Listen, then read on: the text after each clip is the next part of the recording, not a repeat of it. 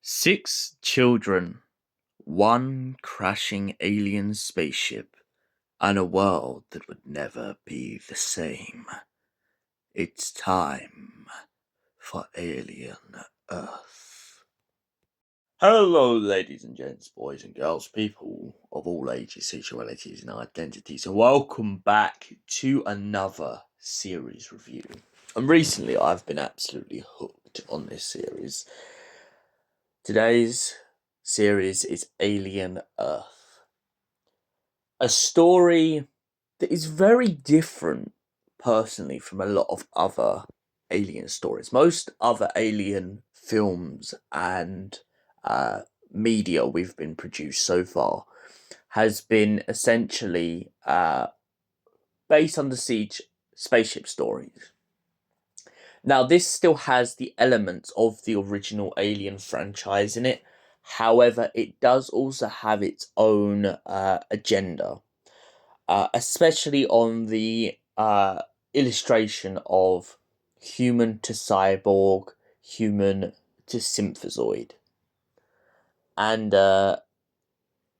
it really introduces us to a whole new world of alien specimens. So far in most of the alien films, you usually just get the face hugger and the xenomorphs. In this, we get acid burning bugs.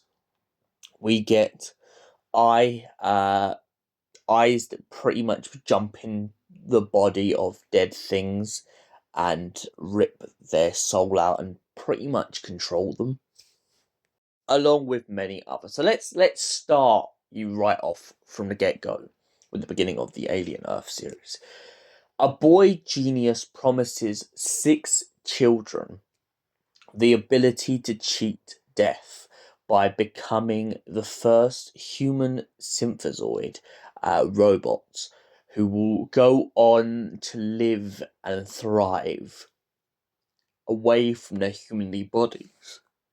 This child genius makes them stronger, faster, and more efficient than human beings.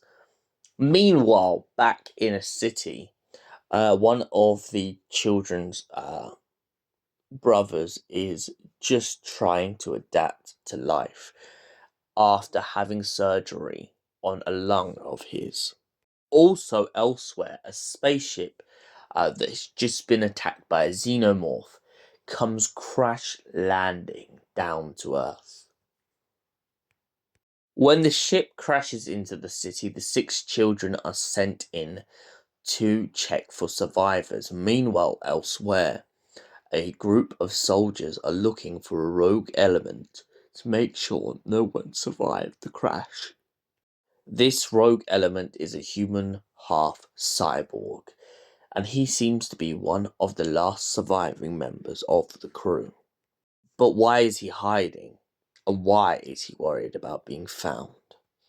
Well, whilst the kids are going through the ship, they come across a bunch of xenomorph eggs, and the human half cyborg wants these eggs, but unfortunately for him, he ends up in a situation where he has to leave the eggs behind.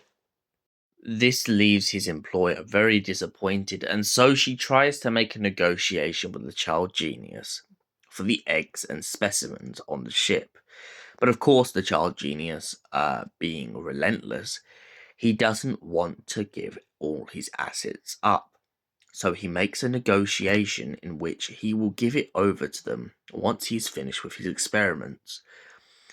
The half android, half cyborg's employer doesn't agree to these terms and, of course, is intent on invading the island. But not before 2 of the children are pretty much coerced into trying to steal one of the specimens and take it off the island. However, they don't realize after putting a face hugger on someone's face that, of course, the body would burst and the alien would run free. Now, let's go back a little bit and give you a rough idea of how this whole ship crashing happened in the first place.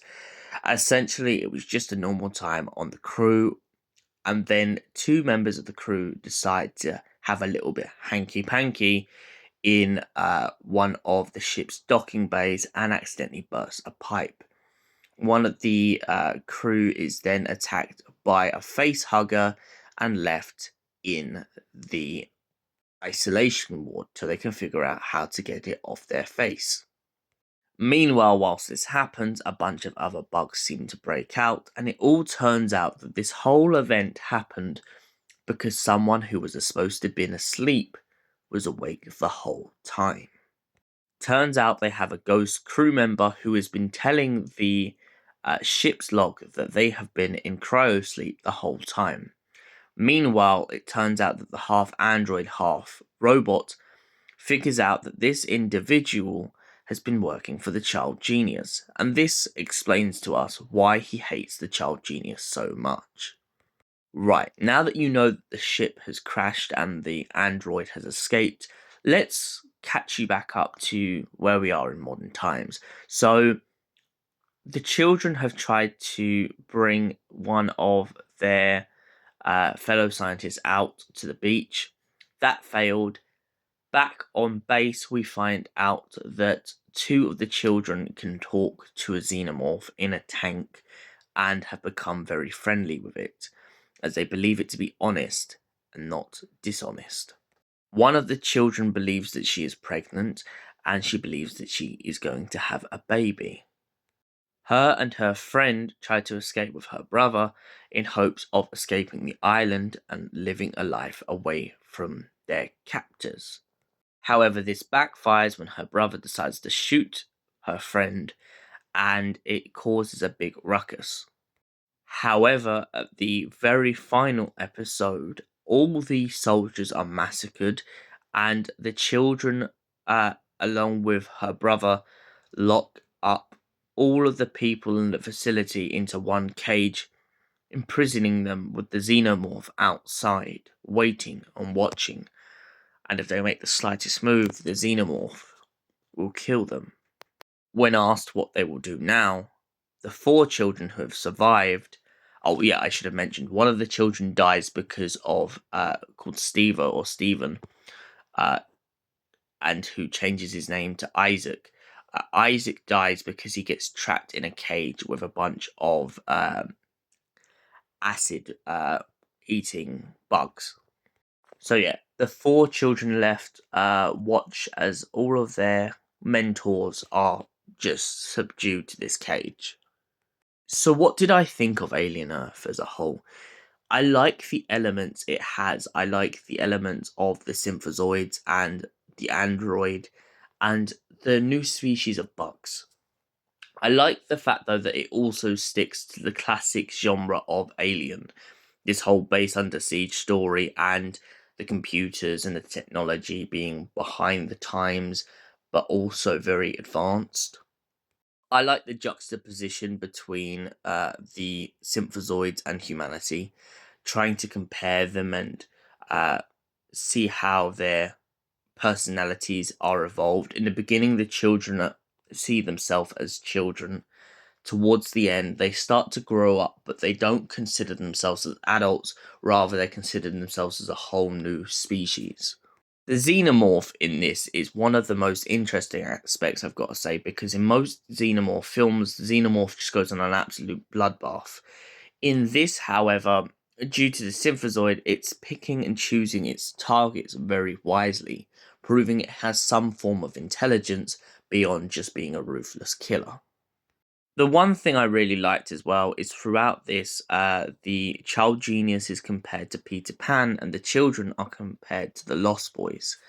I like the juxtaposition where they are no longer relying on Peter Pan and they are growing up. And the way that the child genius throughout this seems to try being to control them is a very strong superpower on the manipulation he has throughout the series and the manipulation that he tries to get across to other members of his scientific elite. I mean, he's so controlling even that the scientific elite don't believe that they can stay in a lab without being watched. And for that reason, I give Alien Earth a solid 9 out of 10. Thank you for watching, and we will see you in the next series review. Goodbye for now.